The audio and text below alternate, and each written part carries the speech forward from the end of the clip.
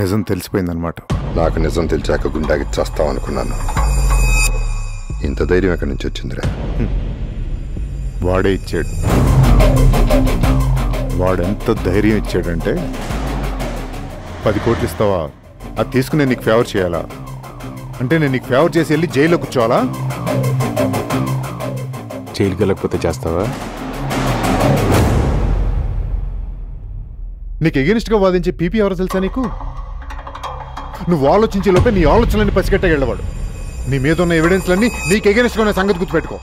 కోర్టుకెళ్ళి ఆ ఎవిడెన్స్ అన్ని ట్యాంపర్ చేయడం ఎవరి వల్ల కాదు. ట్యాంపర్ చేయమని ఎవడు అడిగాడు? జాగ్రత్తగా లాకర్లో పెట్టి దాచుకో.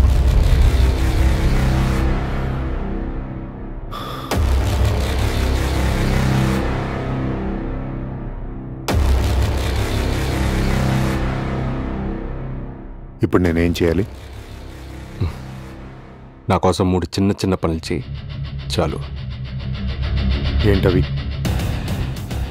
సీజ్ చేసిన నా ఇల్లు నీ కంట్రోల్లోనే ఉందిగా? అవును. నా బెడ్రూమ్ విండోని విప్పదీసి మళ్ళీ బిగించు. 2 స్క్రూలు మాత్రం కింద పడే.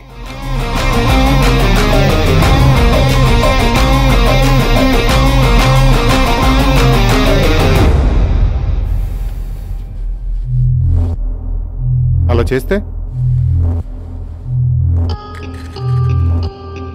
చెయ్యగలవా?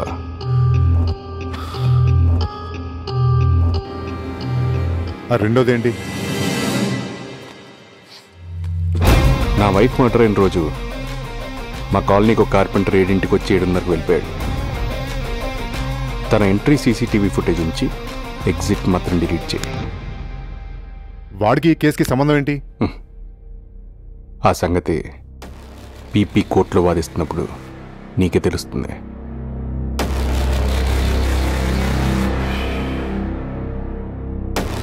సరే, ఆ మూడోదేంటి? మూడోది, నన్ను కోర్టులో ప్రొడ్యూస్ చేసినప్పుడు జడ్జి నాకు జ్యుడిషియల్ రిమాండ్ విధిస్తాడు ఇంటరాగేషన్ కోసం. పీపీతో పాటు నువ్వు వస్తావు. పీపీ ఎందుకు వస్తాడు? నీ లాయర్ వస్తాడు. నేను లాయర్ని పెట్టుకోను.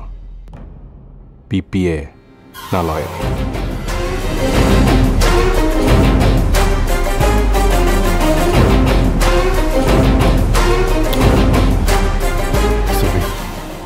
పీపీని నా దగ్గర నుంచి మా అత్తగారి దగ్గరకు తీసుకెళ్ళి నా లవ్ స్టోరీ ఆవిడతో మీ పీపీకి చెప్పించు. చెప్పిస్తే పీపీ నా తరఫున వాదించి నన్ను బయటికి తీసుకొస్తాడు.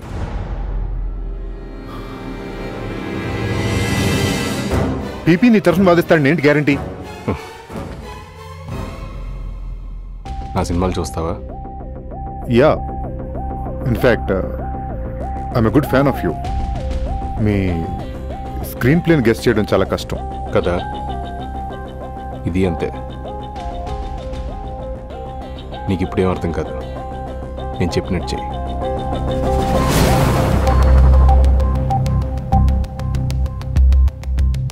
ఆ 10 కోట్లు ఇస్తావా?